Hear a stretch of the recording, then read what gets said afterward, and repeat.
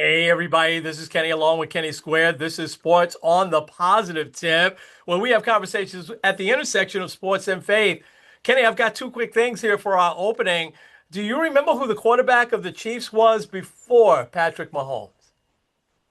Oh, wasn't it Alex Smith? Yeah, good job. Yeah, it seemed like that was a long time ago because then Alex Smith went to, at the time, the Redskins, right? And then he had that devastating injury. But Alex Smith actually was doing very well with the Chiefs. It gotten them into the playoffs. It kind of turned them around. Andy Reid and him, but Reid was really smart. He saw something very, very special in Mahomes. I'm going to come back to him during inspiration today, but I wanted to just close out the whole Sharon Moore thing at Michigan because a lot came out after our show last week where he goes in after he gets fired and he threatens. He goes to the young lady's house that he was involved in, and he then threatens her and he threatens to kill himself in front of her to the point where she has to call the police. And, he's taken into custody there. So it just spirals out of control. And then a lot of things coming out that this was going on for a long time and he was inappropriate and a few other things. Um, I, I think it's just totally unacceptable at some point, right? You got to catch yourself and back away or do whatever. But what are your final thoughts on this just awful story? I think first of all, there's a reason why the Bible says adultery is not okay. Right. Because I think it's something that added to a lot of bigger issues. Like there's a reason why one of the qualifications is to be the man of one way, according to Titus Timothy, Yeah. a couple different spots. And I think when we see stuff like affairs, it always hurts and there's always a lot of pain. But also it's clear that he didn't know how to deal with it either. Um, Michigan too. Can we just say they are not the best? And I'm not even saying this because I live in Ohio, and whenever they play Michigan, we're not allowed to say the M word. Um, but I think that a lot of times when people are this is the second big scandal with Michigan where it's stuff was going on that they could have addressed and didn't, and that they could have kind of been proactive. It's like having an affair with your executive and then paying to get her abortion and then giving her a huge raise is not okay, Yeah. regardless of the junk that happened afterwards. Yeah. I don't know. Michigan could have handled this a lot better than. I think so. I think you nailed everything there, man. And it's an awful story. We just pray for the young lady and we pray for him and his family. And I'm sure Michigan's already, they're moving on. I'm sure those kids are stunned by this, or maybe some of them weren't all that surprised. I think a lot of times where he might think people don't notice, people definitely notice. And, Michigan, it's interesting because you haven't heard any really chatter on who they may have as their next coach. And I'm saying Brian Kelly would be the guy if I'm at Michigan. That's the guy I would try to go after. But who knows? But that's the least important. It's funny. I put sports in perspective because that could have even been worse, right? Had he hurt her or had he hurt himself, he could have made it worse. So, all right, we've got a lot to talk about. A little bit of baseball as the Mets make another signing today. A lot of football, and the Knicks win the NBA Cup. And you, my friend, are really good at predicting stuff. So we'll get all into that with some inspiration. You ready to get it going? Let's get into it. This episode of Sports on the Positive Tip is brought to you by the Tavern Coffee House. Attention, coffee lovers! Are you craving the perfect cup of coffee to start your day? Well, look no further than the Tavern Coffee House. It's located at 12302 Buckeye Road in Cleveland, Ohio. You can also check them out and order your coffee at thetaverncoffee.com. Hey everybody, this is Kenny and Kenny Squared with the Sports on the Positive Tip podcast. So I teased that in the opening, so I'll just say the two quick things that you predicted a while ago. In our NBA preview, I'm sure if I go back and listen to that, one of the things you said you would want to see is the Knicks win the NBA Cup. And sure enough, here it is. And I vowed that I would follow it more because I really didn't pay much attention to it. And I want to say it was the Lakers that won 2 years ago and the Bucks last year.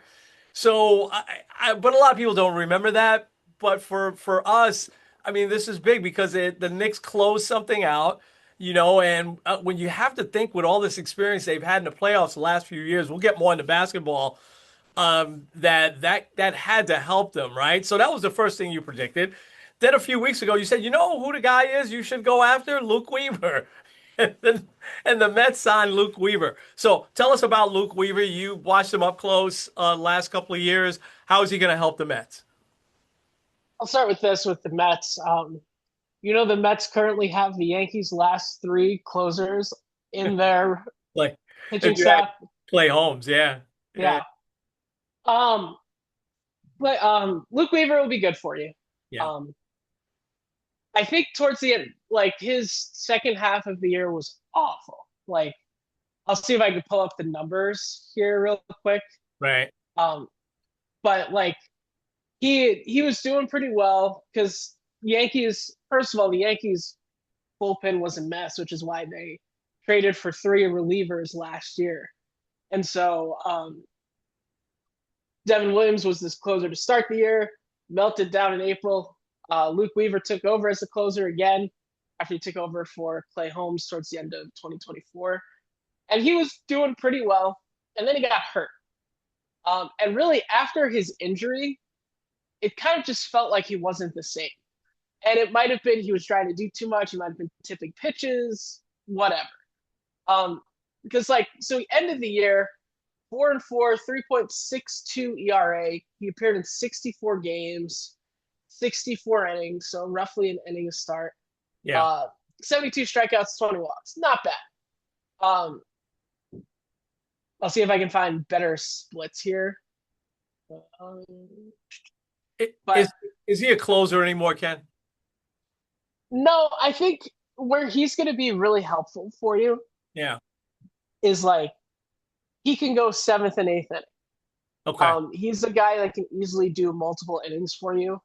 And that's because he was a starter, not a great starter, but he was a starter for several years, for most of his career actually. Um, so like having like a guy that can go multiple innings, especially let's say like a day that Devin Williams is down, you can have him go the eighth and ninth, or like you've had a couple of games where you're like really burning through bullpen, he can kind of help stretch that out. His signature pitch also, it's the changeup. The biggest thing with him is he has to have pinpoint location because he doesn't have overwhelming stuff. But I think I think you'll like him. Yeah. Also, one of the bigger things is he has a very fun personality. Like, they did a lot of stuff with him on social media. He's like a great guy to have in the clubhouse and in that bullpen for that reason. Yeah. Um, which he's got a bunch of guys that he already had, so he'll be Yeah. fine with that. Yeah. Um, Yeah. all right, so I have here his splits. Where are you? Okay, I'll just go opponent batting average. Um, April, March, 067, not much there. 195 in May, Hmm. 214 opponent batting average in June, 227 July, August, 154, September, October, 350. Oof. So he didn't Um, finish well. Yeah. Okay. yeah, so in September/October, 9.64 ERA. Yeah. July 715, but August 123. So he was very up and down. And my assumption is that he was dealing with an injury. And I think that's what was affecting him. Okay. So Okay. we'll see. I All think right. he'll be good for you. Okay. And in the bullpen now, I can name five, right? With Williams, Weaver, AJ Minter will be back. Brooks Raley is very good, and Drew Smith will be back. So that's a good start. I feel like we still need more, but I want to get to the Mets' other signing over the weekend, which was Jorge Polanco, became official, I think, yesterday. And I've always liked him. I don't know a ton about him because he's in the American League, but what were your thoughts there? And I don't think he's a first baseman, right? No, he's kind of a jack of all trades type of Right. guy. He's Right. played a lot of second and short, but I believe they signed him to be at first base. Yeah, I would be surprised if he play. He's not playing second much. I mean, if Simeon's healthy, he's going to play there every day, would be my guess, right? And maybe you platoon Polanco and McNeil, which I'm not in love with, but or Polanco and Vientos probably makes more sense. Polanco, I got to tell you, I remember him being an all-star with the Twins. Yes. Yeah, And I remember it seems like every time I caught a Mariner playoff game last year, he was getting a big hit. So he seems to have like ice water in his veins. Nothing seems to phase him. I think it's a very good signing. I think that the Mets and here's the feeling here, and I want to ask you about the Yankees, and then we could briefly go through these other free agents that are out there. The feeling here, Kenny, and maybe you're hearing it there, is that the Mets have something big brewing, more than likely a big trade. And the big rumor is them and the Padres involving Francisco Lindor. I'm not buying that unless you're throwing in Fernando Tatis, which remember, I think it was Lindor that signed the contract after Tatis, and he said he had to have $1 more than Tatis because at the time he was a better shortstop. Um, but then you'd also be talking about Mason Miller, and then there was talk of with the White Sox and Luis Robert Jr., who reminds me too much of Adolis Garcia, who I think the Phillies taking a flyer on him. I think is great, but I maybe there's something big brewing, but I think that Stearns is going to continue to make moves like this, to just, like a Polanco and a Weaver, and maybe out of these big free agents, maybe one of them.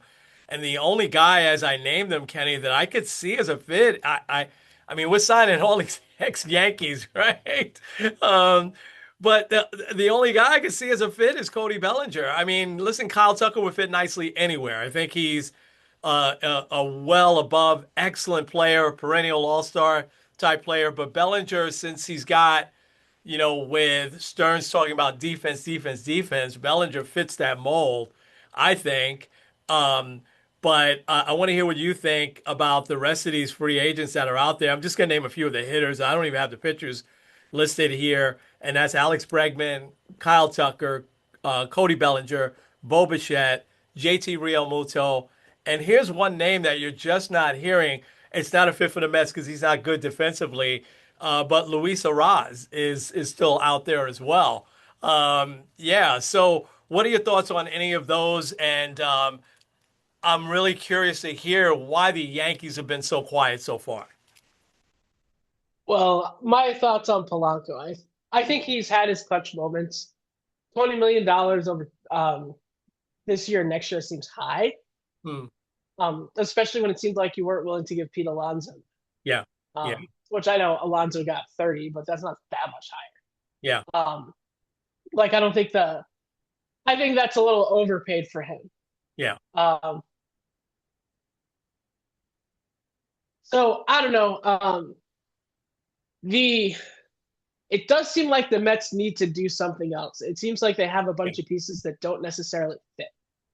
And I keep looking and I'm like, and I'll ask you this, is it Noah McLean that would start opening day? Like, I don't know who you would put there. If They if don't have that guy.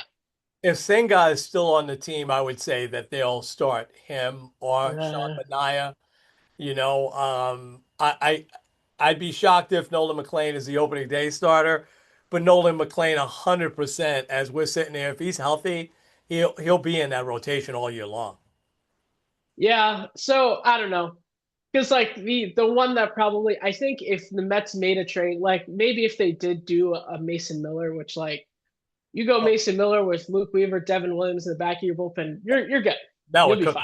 it. Yeah, yeah, Um, Tatis would be good too. Like he's one of those guys. Like if you can get him and the price makes sense, yeah, he makes your team better. yeah, Bottom line. Also, Platinum Glove Award winner. yeah, He would fit.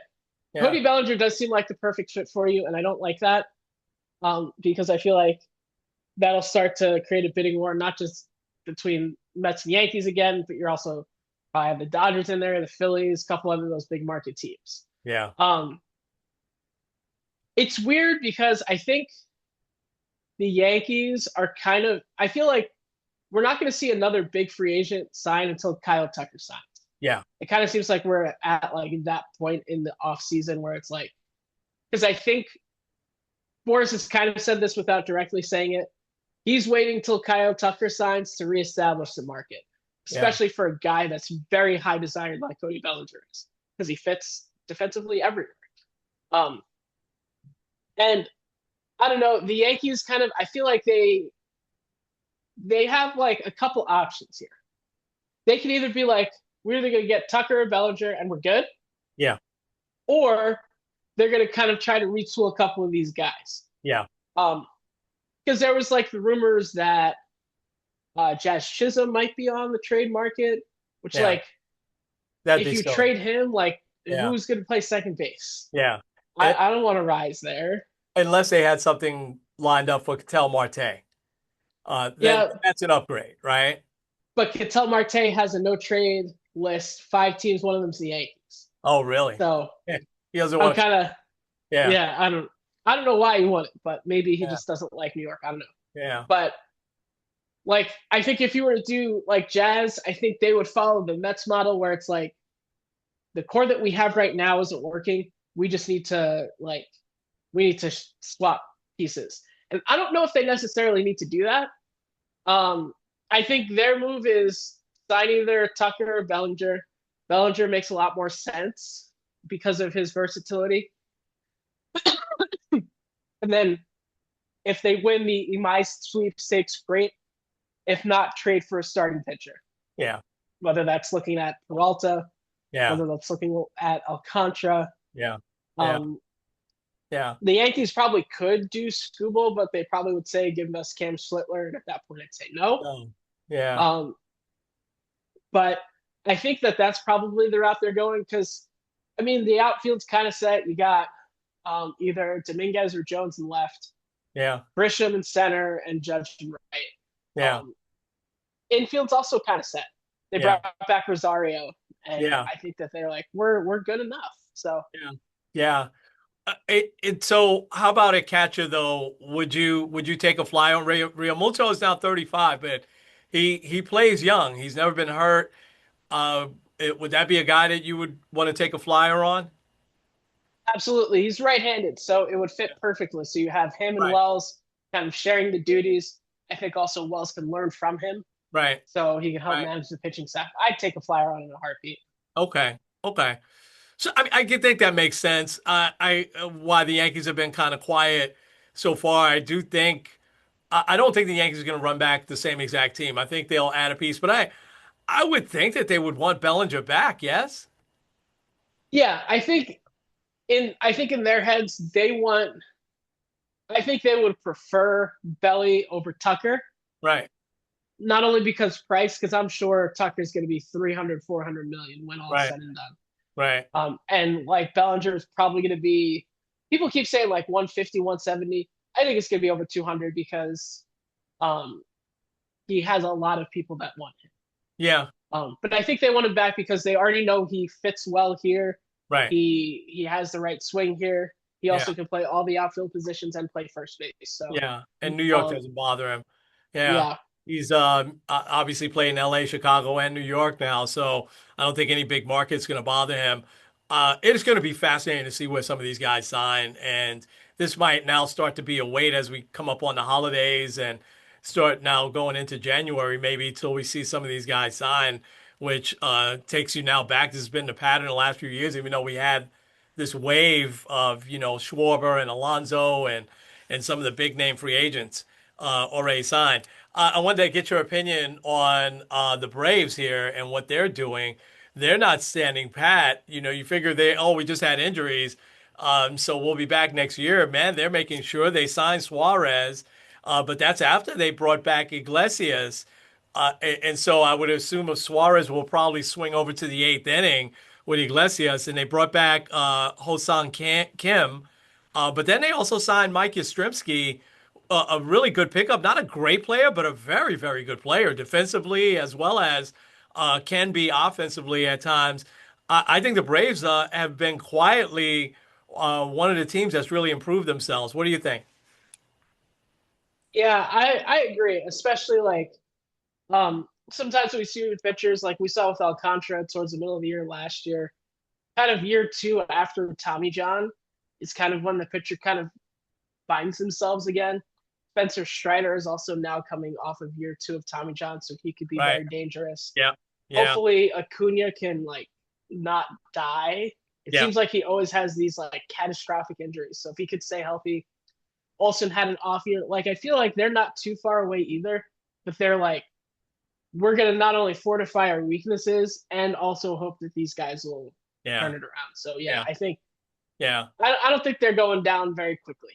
Yeah. I think I'm right with you. I think that the Braves healthy, they're going to be right there, next year. I think as good, if not better, than the Phillies.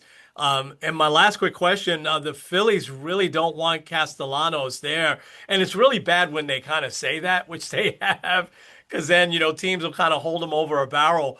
What would you do with a Nick Castellanos, who I think could still hit, and maybe he's a DH better? He's better served as a DH somewhere. Um, what do you think about that whole situation? Which seems to, especially when they signed Garcia this past week, it's like, yeah, he's definitely not coming back. Yeah, I don't know. Yeah, I think he's still good. I don't think he's coming back with the Phillies. I think the Phillies kind of needed to do a little retooling as Yeah, well. yeah, yeah, yeah, Um, he's probably part of that. I don't know. yeah, yeah, yeah, Maybe a team like the Red Sox. They yeah, lost out on Alonso. yeah, Who knows if they'll yeah, get Bregman? yeah. Castellanos can still hit. He's always been able to hit. He hit well last year. The other interesting free agent, and we'll move on to the NFL, is Marcell Ozuna, because I don't think the Braves are bringing him back.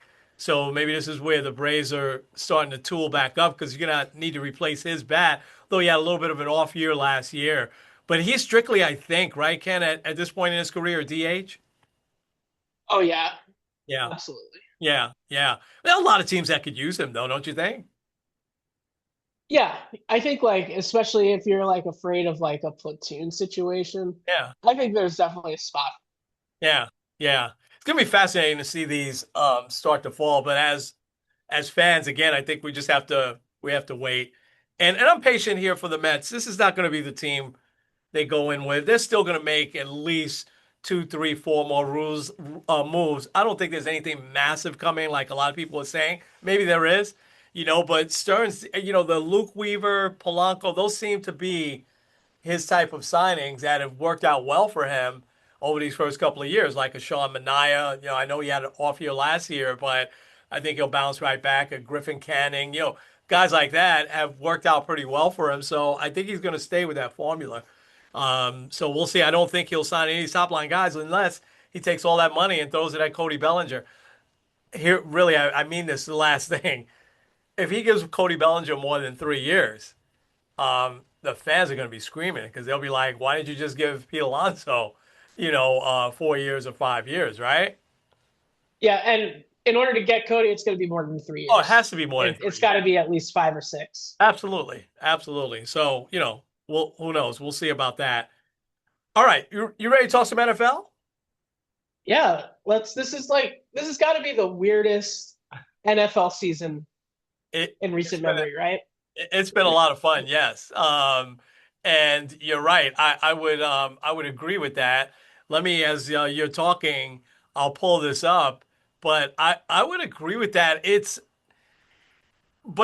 been weird fun, like, it's like, I mean, from week to week you really don't know, and I think now with the Chiefs kind of out of it and the Eagles still being a little shaky even though they won this week, I think that as now a fan that has no rooting interest, right? Giants, Jets, um I I'm just like I'm gonna sit back and watch this unfold because we've got on one hand the Broncos and the Pats, and on the other hand we have the Rams and the Seahawks who play each other. We'll get to that this week, but I'm just like I have no idea. If you would ask me who's going to be in the Super Bowl now, I have zero idea. All right, let's bring this up and share it. There are your rankings. there. We still get a lot of views and a lot of comments on these. Here's just my big stories real quick. Of course, the injuries to Mahomes and Micah Parsons. I know you'll touch on all that. Chiefs and the Dolphins eliminated. What does that mean? I think for those franchises going forward. For the Chiefs, I don't think it means much. I think the Chiefs will retool anyway. But I don't think they're going to rebuild. I think Mahomes will probably, knowing him, be back better than ever. The Dolphins is another story, though. So we don't have to get into that today. The Jets and Giants, the Jets fired their defensive coordinator, who was a head coach for a little while, and Steve Wilks. And to me, it was the Broncos' performance against the Packers that I thought was really, really the story of the week. So I'll shut up and go ahead and get into your Week 15 rankings here. All right. Well, one thing on the Dolphins, did you see the news with Tua this morning? No. He is getting benched for Oh, someone I've really? never heard of. Yep. Oh, was Zach Wilson? Wow. No. No, it's not Zach Uh, Wilson. Okay. Rookie Quinn Ewers, Yeah. whoever that guy is, I don't know. I don't know, but is that just now keeping him out of danger, do you think? Or it's just that, they're kind of done with him. They can't cut him, by the way. I did see something about that on Tuesday that it would be like a $95 million cap hit or something like that. They could trade him, but you got to find the right team that's going to take him on. I don't think we've seen the last of him in Miami, is my gut. Nor do I think they'll fire McDaniels. They may, since a new GM is going to come in there. But you think they will, right? I don't know. The GM might give him another year. Yeah, But yeah. I don't think he just just for forgot how to coach, right? I mean, for the last 4 or 5 years, we've been saying he's one of the best young coaches in the NFL. Now all of a sudden he's a bum. I just I I don't know, but I didn't realize that they are benching Tua. Wow, that is big news. yeah, and I don't know. It's also kind of a lost year. Tyreek got hurt early on. They might just Yeah, be like, well, yeah, here's what it is. yeah. Um, yeah, to a $99 million dead cap hit if they cut him. $99 So, million. Wow. Yeah, yeah. They're not cutting him. Their um, only hope would be to trade him. yeah. Even if you trade him though, it's still a where is it? There's still a cap, a $56 million cap. If you Um, trade him as a 50s, wow. Okay. yeah. Okay. Um, one other thing with the Cancun, all the teams that eliminated. Yeah. All year I'd been kind of not excited to put the Chiefs up. Yeah. It's like, well, they're still a third place team. I don't think I think I maybe had them in the top five. Um, there was something off about them even before Mahomes got hurt. You said that And early on. Yeah. and yeah, I don't know. It's one of those you had said I was right. I was kind of right about the Chiefs too. Just Yeah. not Yeah. they weren't fully back. Yeah. Um, Yeah. but I don't. We don't have to talk about all the teams Yeah. out. As far as I'll just last thing on the Chiefs. Kind of seems like Travis Kelsey's probably played his last. He's playing his last season with the Chiefs. That's my guess. I think so. Yeah. Hall of Guy's getting married in March or Yeah. whenever. I don't remember the date. Yeah. Um, and Hall of Famer, like you said, Oh yeah. I think he'll walk out into the sunset. Yeah. Um, they'll retool. They still got Andy Reid. Mahomes will come back better. Um, I don't know if you've seen this, but the mirroring of Brady's career is kind of jarring. Um, won three Super Bowls early, is going for a fourth that would have been historic and lost. Right. And then in their ninth season, they both tore their ACL. Wow. Oh So yeah, gosh. Yeah. really crazy. And Brady came back stronger than ever uh, Yeah, after he tore his ACL. So I would expect the same from Mahomes. I agree. Yeah. All right, expedited shipping. If you're doing online Christmas shopping, you've lost like the standard shipping window. At Yes. this point, we're 8 days out. You have to do expedited shipping in order to get it before Christmas. These teams, they need like to get it into high gear to make it into the playoffs. The Cowboys, they every time they have a shot to actually like take that step, they have an awful loss, and Oh they yeah, had that again this week. to the Vikings. Um, like you can't lose to the Vikings. You can't Yeah, lose in that fashion. yeah, The Ravens they won, but I don't feel great about it. right. I mean, I know it is hard to shut out a team in the NFL. Don't get me wrong, but like their offense wasn't great. They got a pick six, and Joe Burrow looked like he didn't want to be there. Um, so like I don't feel great about it. Yeah, And then you got the Colts. I feel so bad for the Colts. yeah, I really do. yeah. Also, just as a side note, these were the quarterbacks I had on my fantasy team. I started out with Joe Burrow and Brock Purdy, Right. um, which obviously both of them got hurt. They're back now. So I dropped them. Oh no, I had Joe Burrow and Patrick Mahomes. Like, oh, my quarterbacks are set. Yeah, And then Joe Burrow gets hurt. yeah. And then Patrick Mahomes. I had Brock Purdy and then I pick up Daniel Jones after Joe Burrow gets hurt. Uh, Both of those guys are gone. So now I yeah. have who do I have? Jackson Dart and I think Trevor Lawrence actually. So Okay. we'll see. Okay. Playoff time there. But I feel bad for the Chiefs fan or not the Chiefs, the Colts fans. Yeah. Their best season in a long time. Philip Rivers didn't look horrible. Oh, Like they gave him an opportunity to win. yeah, he looked Um, good. Yeah, yeah. give him a full week of practice. Uh, give him a lot of icy hot, and I think it could work out. It's Uh, true. Yeah. the next tier, safe and not scary. These what at least three of those teams will probably make the playoffs, but I think all of them you're like not really that scared of them. The Panthers had a golden opportunity to basically seal up the division, and they lost to the Saints. Um, Yeah. it's really hard now for Yeah. the way it basically works out. There's weird, bizarre scenarios, and you know I love weird, bizarre scenarios, and I'll get into one later. Um, but basically, the two of them play 2 out of the last 3 weeks of the year.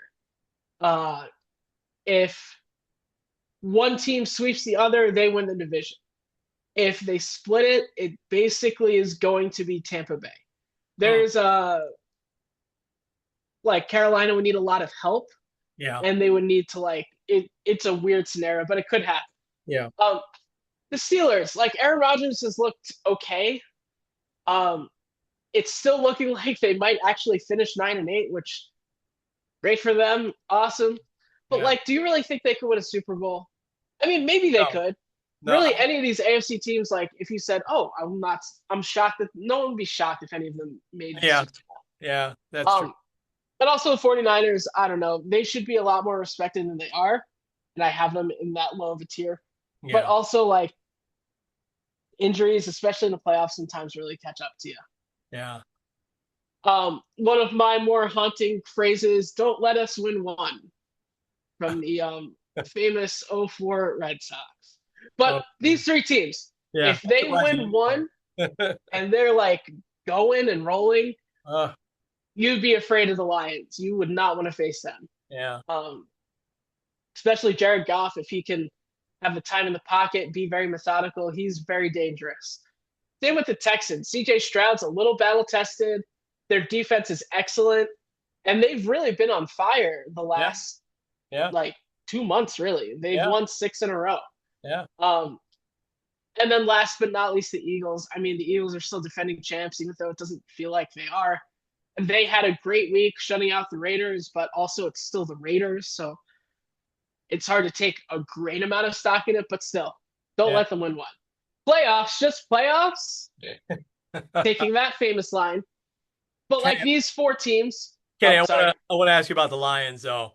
You're dead on with the three teams in this category. Who can figure them out except the Texans are, like you said, red hot. The Lions defense, man. I mean, you have got the two that is not even close. That's the best running back tandem in the NFL. Has been for the last 3 years or so, right? I mean, those guys when they need yards, they get them, and they are just so good. Gibbs and Montgomery, right? But their defense was awful against the. I watched most of that game. I kept going back and forth. They had Broncos Packers on as well, But to me, Lions Rams was so intriguing.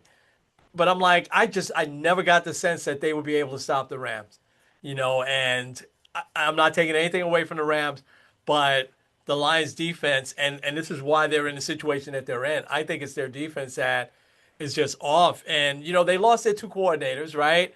And their defensive coordinator was one Aaron Glenn, who was very good at his job. And I wonder if that has something to do with it. But this late in the year, I mean, they weren't picking up receivers. Guys was open like anything. I don't know, man. The Lions don't look like that championship ready team, Super Bowl ready team. And what's a shame is that I think this is a year where that window is open for teams like that. But man, after a Sunday, I'm like, I'm not seeing it. Yeah, and also they still are on the outside looking in. Yeah. They are facing the Steelers, the Vikings, and the Bears. I, Now, the Bears is week 18. They might have everything clinched, but like Steelers is a tough matchup. yeah. The Vikings have 9. I mean, know what you want to think of that, but Yeah. um Yeah. that's a tough draw. And also like you gotta have the defense working. Yeah. Yeah. And yeah, they're my favorite duo too, because their nickname is Sonic and Knuckles. I don't think I knew that. Maybe Oh I did. yeah? Yeah. Yeah. They're good. All They're, right. they're great. Yeah. So this next year, these teams, if they just make the playoffs, it's not a satisfying year for them. Huh. Um, the Jaguars, Mike Vrabel, the coach in Jacksonville, whose name I'm forgetting. Who's the Liam. other? Liam, yeah, something. Liam's his first name. I'm forgetting his last name. Not Nelson. That's all I know. It's not Yeah. Liam Nelson. No. Or Neeson. Also Ben Johnson. Those three coaches are I think it might be the first time in history. All three of their coaches, first year coaches, have won 10 games. So good for them. Yeah. Um, Jacksonville is like the weirdest quiet giant out there. Yeah. Um, One of those teams, like, wait, how are they this good? They're the 3 seed right now. They've just been rolling, and no one's really talking No, I about. know. The Packers, I feel bad for the loss of good old Micah Parsons there, Yeah. and Yeah. like Big loss. the Cowboys trade is looking better and better, and Yeah. it's so bizarre. Yeah. But I want to focus on the Bills and the Chargers Yep. because I have a very fun thing that I'm rooting for from here on in. Because you know me, I like to root for chaos. And what would be bigger chaos than having the NFL to try to figure out hosting 2 conference championship games in the same stadium? Because the Jets and Giants share a stadium too, but they've never been good at the same time. No. No. Um, but now, if right now the Chargers are the number 5 seed and the Bills are the number 6 seed. So if things work out and they finish in that seeding, I'm rooting for that matchup to be the AFC title game, which it isn't that outlandish. Right. I believe the Bills will be playing the Jaguars, so they would need to beat them. Yeah. And then the Patriots would have to win. So then the Bills will play the Patriots, or no, the Chargers will play the Patriots, and the Bills will play the top seeded Broncos. Like both of those games are winnable. Like It happened. it's possible. Yeah. And then the Rams right now are the number 1 seed. All they got to do is win 1 game. Yeah. Yeah. Because like most of the time, the AFC and the NFC championship game, they're 3 hours apart. How do you schedule it? And I would love to just see that chaos. That would be a lot of fun. To see. That'd be wild. They'd probably schedule them more than 3 hours apart to give them time to change the stadium, get everybody out. You know what I mean? Yeah, I would assume that they would do one Sunday morning and then or a Sunday afternoon Right. and then move one to Monday night. Maybe. Yeah. That would be my guess, but Yeah. it would still be really fun to see. It So would that's be. what I'm rooting for. Either that or there's a potential for there to be a 7-way tie Oh, in the AFC yeah. where 7 teams finish at 11-6. And in that scenario, one team would miss the playoffs, and that would be the Patriots. Yeah. But Yeah. I don't know if that's happening. Yeah. But let's get to the top 5. I mean, the top 5, I think it's Yeah. fairly cut and dry. Yeah. Um, Yeah. This is the interesting. pa- I have the Patriots still up there. The Patriots have the easiest strength of schedule in the NFL. Um, they've only beaten two teams this year with a winning record. They beat the 7-7 Panthers, so I Hmm. guess not a losing record. Right. And then also they beat the Bills. Mm. Um, but it's also hard because like they didn't make the schedule and they couldn't help that they're facing the Browns and the Bengals and they No, faced the Jets twice and the Dolphins twice. Like I understand that. that's the beauty of And the also, NFL. You can turn it around, right? Because if you have a poor year, you get a weak schedule, you know? exactly. And their schedule next year is going to be a lot tougher. Oh, yeah. Not just because of where they finish, but also I believe they're drawing the AFC West and the NFC North, Yeah. which you could argue are the two hardest divisions in football. Yeah. Um, but it's hard for me. I have to still respect their record a little bit. I think the Bills can be right there. I think Yeah. especially if they give the Bills also like I feel like every third game they've kind of given a dud, whereas the Patriots they've been very steady and very consistent. So Yeah. Yeah. that's why I have it the way it is. The Bears they took care of business with the Browns. That game was over in like the Yeah. second quarter. Yeah. Um, and the Rams have just looked. I think the Rams are by and large the best team in the NFC right now.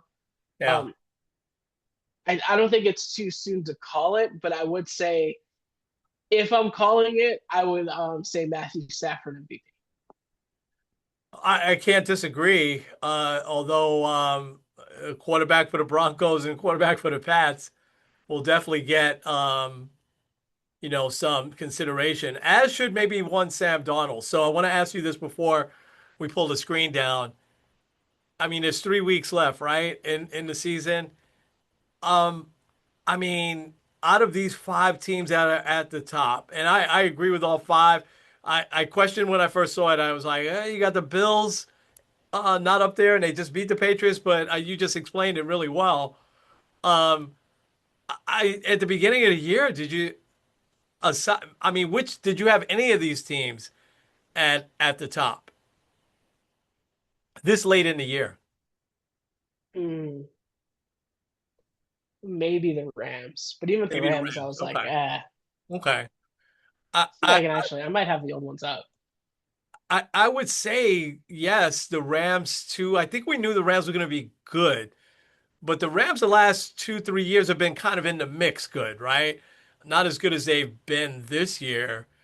We saw the Broncos coming, last year. Once they totally turned it over to Bo Nix, we saw, hey, they've got a leader there. So and with Sean Payne, we saw them coming. But oh my gosh, I did not think that the Seahawks would be this good. I did not think the Patriots would be this good this fast. I thought the Patriots long term had a good plan bringing in Mike Vrabel. I hated to see Gerard Mayo fired in 1 year, but I think this guy is obviously a great coach. And the Bears, I thought would be improved. I didn't think they'd be this good. I mean, so this has been the fun of this season, yes? Absolutely. Yeah. And like, I think first having that kind of like, it's not a full changing of the guard, but like most people assume that the AFC conference title game would be Patrick Mahomes because it's been him for the last 7 years versus either Joe Burrow, Josh Allen, or Yeah. Lamar Jackson. Yeah. And more than likely, three out of those four guys aren't making it. That's why I think also I didn't mention this that much. This is a huge pressure playoffs for the Bills Yeah. because I don't think they've seen a more wide open AFC. Yeah. Even if they have to go on the road, Yeah. it's definitely one of their bigger ones. Oh, But like no doubt. it's been a really fun year because also I think something that um needs to be said, but a lot of people aren't really saying this is not going to be a year where you see like a dynasty type of team. I know the Patriots feel like they'll be a dynasty if they win. They won't. Um, but I feel like this year's Super Bowl is going to be like the 2023 World Series, Yeah. where it's like two teams that rebuilt nicely and no one kind of saw them coming. And like it's not going to be a very attractive matchup that'll bring people to actually watch it. Yeah. but it's going to be a fun football matchup. Yeah. Because Yeah. like if it was say the Bears and the Bills, like Oh, that's not going to draw a huge national audience, but yeah. that's going to be a fun Super Bowl. There's a lot of Bears fans though, old school Bear fans across the country. But there's a lot of Bills fans across the country as well. Um, you did a great job with that as always. So let's go to the matchups this week. And what are you going to watch? First of all, Thursday night is the Rams at Seattle. Doesn't get too much better than that. That's got to be the best Thursday. I think if they said it's the first time that two 10-win teams, 10+ win teams matched up in the Thursday night. Yeah. Yeah. Uh, It's I'm in starting Seattle. to lean. Yeah, and it's in Seattle too. Yeah. Ooh. Yeah. Uh, I still am leaning towards the Rams. I think we're getting to the point where it's like until they show me otherwise, I have to root for them. Okay. Okay. I'm with you. I think even though it's in Seattle, I think the Rams are just a better team. Although Seattle is very good. So this is the first week that there's a couple of Saturday games. I think one's a good matchup, but the other one is the one I put down here, and that's Green Bay at Chicago. That's going to be for the division. Um, I think there might be a little bit of a letdown because of the Micah Parsons injury. Yeah. Caleb Williams looked great in negative 20-degree weather or whatever the heck it was. Yeah. Um, I think that the Bears will continue to roll. I think Ben Johnson really has these guys, and we could be looking at he's probably coach of the year, if not Vrabel, one of those guys. Yeah. Yeah. Yeah. Yeah. No doubt. Okay. Um, Sunday, there's a couple of very, very interesting 1 o'clock matchups. One, you can't overstate the importance, right? You laid it out. Tampa Bay at Carolina. Yeah, I'm leaning Tampa. I think that Baker, Yeah. like chip on his shoulder, Baker is the Baker that balls the best. A- He's dealing with a shoulder issue, but I think he'll still yeah. ball out. As good as the Panthers have been, I think the Bucks are still a better team than the Panthers, So I do think I'm with you there. But listen to this 1 o'clock matchup. The Chargers at Dallas. Such an interesting matchup. Yeah, yeah, Um, I would assume that if Dallas loses, they're actually eliminated, but I yeah, don't know that for yeah, sure. yeah, So they'll yeah. be playing a lot more desperate. But also the Chargers have been kind of still kind of rolling, even though they've had a lot of bad injuries. Yeah, Herbert is so banged up. He's got a broken wrist and he's still playing. He's tough as nails. Listen to this 4 o'clock matchup. I think if they knew this earlier in the year, they would have moved this to 4:25. Jacksonville at Denver. Ooh. That's not even a national game. I mean, that should probably, because the 4:25 is the national game. Um, I think this is a test for both teams, right? I think Absolutely. I think now you if the Jaguars go into Denver and their raucous crowd, and if they handle business and beat the Broncos, now you really have to look at them as a contender this year. I think Denver will win that game, but that's a great matchup. Here's the 4:25. You mentioned this earlier. The Steelers at Detroit. Yeah, it's going to be very interesting for the Steelers. Yeah, Um, it's not but outside also, Pittsburgh. Yeah, it's indoors. yeah, I think that's the big reason why I would pick Detroit there. Yeah, yeah, I'm with you. And then the two primetime games. Sunday night is New England at Baltimore. That'll be out. I mean, New England cold weather's not going to bother them, but I'm sure it'll be cold there in Baltimore. Ravens got to be playing for their lives, right? Yeah, they still like depending on what happens with the Steelers, they still have a Yeah, shot at the division because nobody wants to win the AFC North. division's not that Um, great. Yeah, yeah, yeah, but yeah, I think they're playing for their lives. yeah, Also, though, you got the Patriots. They don't want to look like, oh, it's a losing streak. So I think that they would really come out, and I think they'll make a big statement Sunday night. yeah.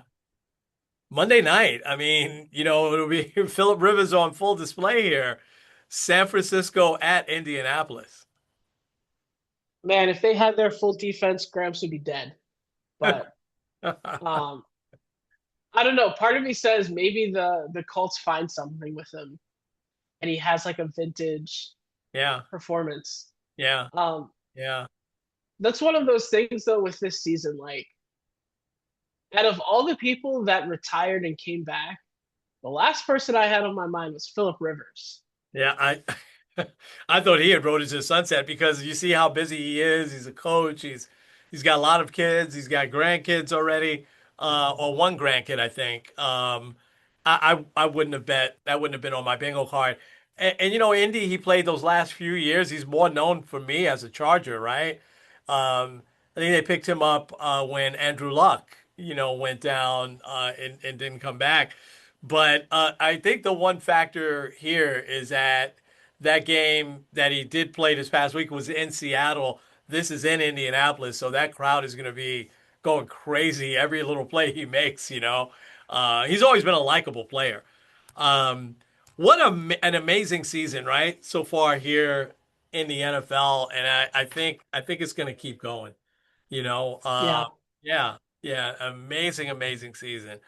Uh, all right, you ready to talk a little bit of NBA? I'm sure you're happy. yeah. As I'm am I. I'm pumped. Did you buy an NBA Cup championship shirt yet? No, I don't think that's on my Christmas list. Um, listen, San Antonio is a handful.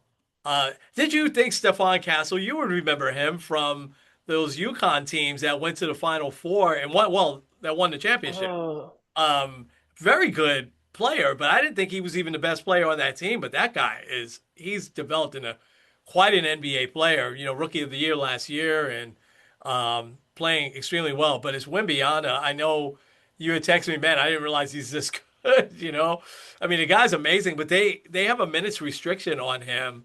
You know, so that's why you didn't see him a little bit during crunch time, and then he came back in. But listen, you called it. You said in our NBA preview, you said you want to see the Knicks win the cup and then get to the finals.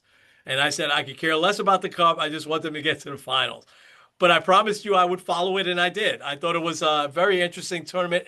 It's a little too staggered for me. I'd like to see them do it like, you know, in one quick period. And here's the other thing. I guess because the Knicks have never won this, that I'm not crazy about. Did you know that the game doesn't count in the standings? That because I looked, I'm like, why are the Knicks still 18-7? Oh, shouldn't they be 19-7? But then I read that the game it doesn't count in the standings. Um, yeah. Only the championship game doesn't count. right, The rest of them still the count as rest regular do. season stats and such. The other thing, and we should probably get Tim's opinion on this, is that I thought that because we did when Tony Bolton was here, we watched a good portion of when they played Oklahoma City, San Antonio. And I was like, why is the crowd not into this? You know what I mean? It just seemed like, and the crowd last night was very kind of on and off, didn't seem to be into it. So now, you know, I saw Adam Silver says we're going to consider other places, maybe Utah, Salt Lake City, or something like that next year. So I thought that was interesting because you would think Vegas would be raucous, right? You'd have fans from all over the place there, but something set them off wrong with Vegas. So overall, I liked it. I liked that the Knicks won, especially. I thought that they were. I told you this last week. I thought they were playing with more intensity in these games. Orlando had kind of had their number at the beginning of the year, but not these last two games. They took care of business, and you know, it wasn't just, you know, they're a different team when OG is healthy and playing, right? Because he spreads the floor. He's great defensively. He gives them another option. You know, he's shooting better than probably he ever has. And he without him last night, they don't win that game because, you know, I'm not Seattle, San Antonio was winning most of the way there last night, you know, but the Knicks in the fourth quarter, man, I'll take them. They're tough as nails. So give me your thoughts on not only the cup but this Knick team as we're looking at it right now. Yeah. The cup in general. I think what they need to do stop with the neutral site for the semifinals and the finals. Yeah, It should just be on like there are easy ways to figure out who should have home court.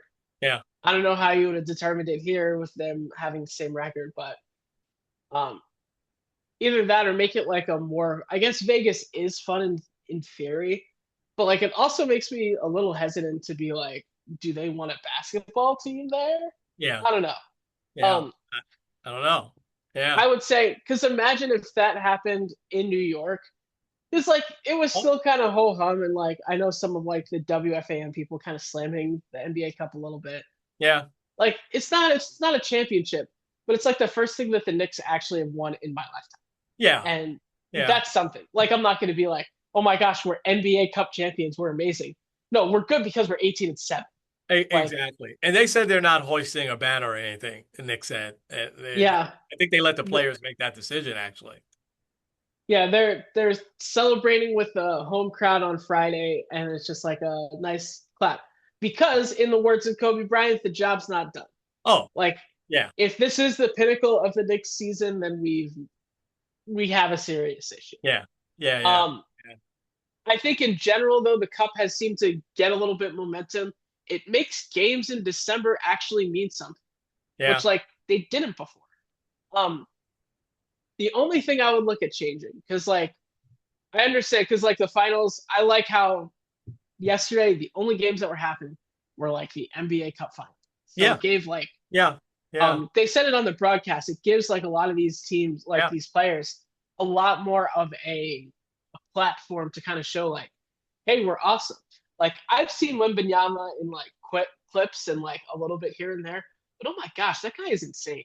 yeah, Um, like he's just like a freak athlete. He can shoot, and he's like basically at the rim whenever he's going straight up. Like it's just insane. yeah, Um, yeah, but yeah, even besides that, um, I think the biggest thing that will kind of create a little bit more momentum is it has to be more than just a trophy. But also, I mean, the cash prize too, like a guy like Tyler Kolek who just like tripled his salary and is he big. played great. Yeah, yeah, yeah, He was amazing.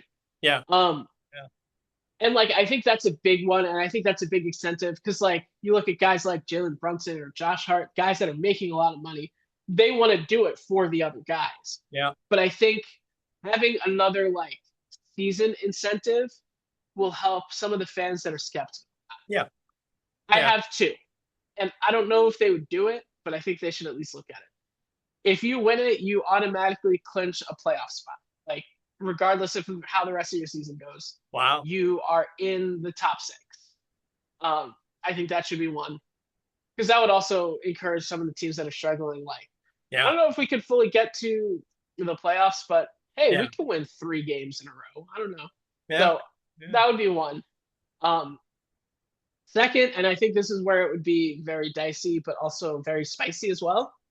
Um, you get a lottery pick. huh, Like wow, imagine wow, imagine if the Knicks got like one ping pong ball, yeah, regardless of what happens the rest of the way for the Knicks. Like I yeah, think that would yeah, be fun. yeah, Um, I don't know if they do any of those, but I think it's something to at least look at. As yeah. far as oh I sorry. like those. No, I was gonna say I like those. Go ahead.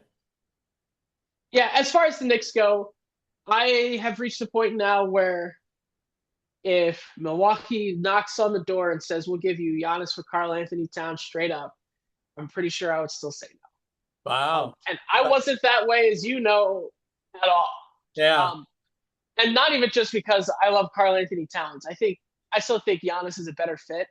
I think though what's happening with this team is beyond just this team works really well. I think they have the right coach. They seem to have a really good system in place. Yeah. They actually have a bench that plays. Like Tyler Kolek would have only gotten garbage time after a loss in any of these games, but No. he was Yeah. huge. Yeah. Yeah. Jordan Clarkson also has become one Wow. of like the Yeah. he's become like one of my favorite players to come off of the bench Instant just because offense. like Yeah. yeah, he's just like an instant spark. Yeah. Um, Yeah. I think this chemistry works really well. Um, Especially like the Villanova guys. Like there's the whole thing Josh Hart messing with Jalen Brunson. Yeah. I don't know if you saw any of that. I Like did. Yeah. that's Yeah. fun. Like and it seems Yeah. like they're having a good time. Or when they're like there was a recent interview like, yeah, Josh Hart, since he was put back in the starting lineup, you guys are basically undefeated. So then Yeah. Josh Hart's kind of just like looking like, yeah, that's right. Like it just seems like they're having a good Yeah. time. And that translates on the court. Like Yeah. they're 18-7. Yeah. They have looked really good. Can they beat OKC 4 out of 7 times? We'll see. But like I'm looking at some of the other teams in the Eastern Conference, and I'm like, okay, Detroit might give you a hard time. Orlando might give you a hard time. I don't know if Boston's gonna get Jason Tatum back. Some people are like, "Oh, he'll be back in January." I don't know if he'll be back that No. quick. I don't know. There seems to be a lot of momentum, and it seems to be like not just good vibes and we're a fun team, but it's actually translating to wins on the court. Yeah. I And I agree with everything you said. don't mess with the chemistry. Yeah. And I don't think they will. I don't think they will. But then it becomes if Giannis goes to Miami or, somewhere that can really step up and challenge us, is a long way to go in this year. The only other thing I wanted to say, I'm sort of leaning like you now, and I'm surprised you kind of changed that. Um, I don't know that I want to get Giannis during the season. If there's an opportunity in the offseason, yeah. But I just think, I mean, not so much last night, but like when they played Orlando, Carl Anthony Towns is a nightmare matchup for a lot of these teams. They don't have anybody that can stay with him on the outside and can bang with him on the inside. I just and that goes for a lot of NBA teams. And then you've got Mitchell Robinson pulling down 15 rebounds last night, 10 offensive rebounds. I He's mean, amazing.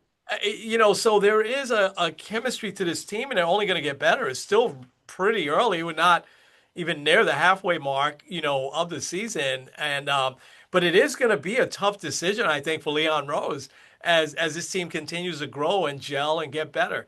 And you're right. One of the things with Tibbs is that he didn't play the young guys. Tyler Kolek, we barely saw him last year. But we saw him in college, and then he went to Syracuse, right? And I knew that he was a good college player, that he had a good game.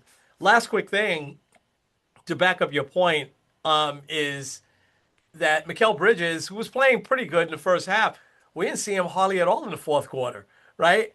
He didn't say two words afterwards. He's like, "We got the win, Who cares of what I played? We got the cup."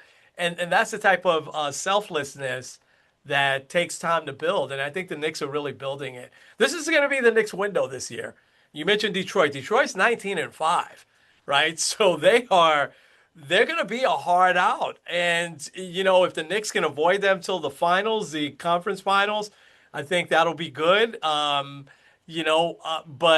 I think as the season wears on, I think the Knicks have just scratched the surface on how good they can be, you know. But the Pistons are very good. And you know who I'm also worried about? The Cavs haven't hit their stride yet. I think I looked before the call. The Cavs are like 15-12, something like that.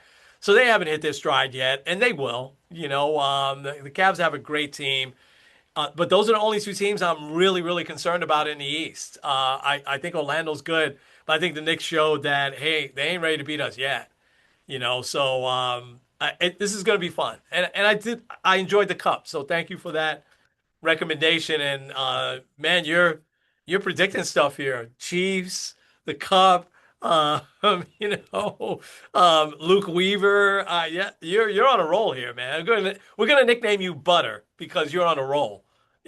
So Well, I had to get my bad ones out of the way when I said the Giants would win the division. So well, listen, they'll probably end up with the number one overall pick. So well, can't get them all right. All right, you ready to get to some inspiration? yes, I am. All right, I want to pull up because I want to do the exact quote. So Patrick Mahomes is my inspiration because this guy rarely, if ever, gets hurt, misses a down, whatever. And he just, the way he carries himself when they win, the way he carries himself when they lose. I still think Patrick Mahomes is the best football player on the planet. But here's the first thing that he said when he got hurt. Don't know why this had to happen. And not going to lie, it hurts. But all we can do now is trust in God and attack every single day over and over again. Thank you, Chiefs Kingdom, for always supporting me and for everyone who has reached out and sent prayers. I'll be back stronger than ever. Do you think anybody doubts that, he won't be back stronger than ever? I mean, this guy is a transcendent type player. He's a once in a generation talent. But the way he carries himself, the funny commercials, and the way he's a leader on the field, very openly shows his faith. as well. Maybe not, as strong as a Tim Tebow all the time, but this guy's got the whole package. Nobody's perfect, right? But when it comes to all these big plays and these Super Bowls that he's played in, Mahomes is just it's just been a joy to watch him, and I know he's gonna be like Brady. He's gonna come back, stronger than ever. So Patrick Mahomes, inspiration for this week. Yeah, I think a lot of people were like, there's people that had a lot of Mahomes fatigue, Chiefs fatigue, Yeah, all the refs pay him yeah, and all. But I yeah. think everyone agrees that it's hard to see him go out that Oh yeah, way. And I do hope that he has a speedy recovery and yeah, is back before we know it. yeah. Um, my inspiration, it's a story that I had seen earlier in the week, and it's a good example of second chances. This is a Louisiana high school football state championship. The teams are St. Charles and Shaw. So I don't know if you've seen this clip or not. The score is 21-20 with 33 seconds to go. Shaw has the ball. They're up by one. They take a knee. And it's supposed to be like, this is the knee that'll end the game. Um, but then one of their, oh, sorry, I got a little too ahead of the story. St. Charles had the ball and were attempting a field goal and missed Oh, it. So then Shaw gets the ball and guy kneels, 30 seconds left, game's supposed to be over. So they start celebrating. One of the linemen celebrates too early. He's taking off his helmet before he's leaving the field. So then the refs throw an unsportsmanlike conduct penalty, which then puts them back 15 yards. St. Charles had two other timeouts, so they were able to stop the clock multiple times. Shaw ends up punting. That punt then gets blocked. So then it sets up St. Charles to once again try to kick a field goal to win it. The kicker gets a second chance, nails it, and then they win the championship. oh my God! Um, Wow. a lot of crazy layers in this, right? Yeah. Because like all they had to do was kneel, and it would have been done. Because Right. also like kneeling, and you got two timeouts, like you don't have a shot. Yeah. But to me, I put myself in the kicker's shoes. The guy missed a field goal that would have given them the lead with under a minute to go. He misses it. At that point, you're like, oh man, I'm the worst person ever. I just lost my team the state championship. But then he gets a second chance and nails it. So Wow. good for Wow. him. You never know. It's a good example too.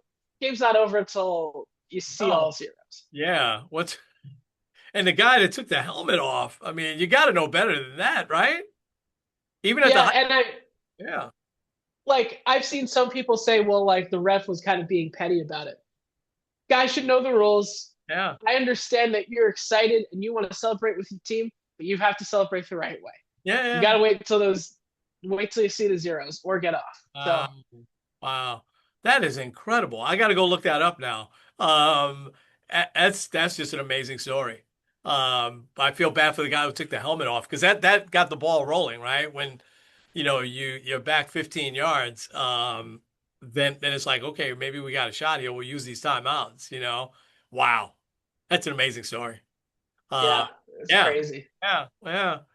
All right. Well, this might be our last show of the year because rumor has it you're going to be here next week, and I don't know that we'll have time to do a show, and that's okay. So we'll figure it out, but we'll do our next show, no matter when it is. We'll do our best moments of 2025. It's been quite the year. Oh yeah. So yeah. So we'll do that.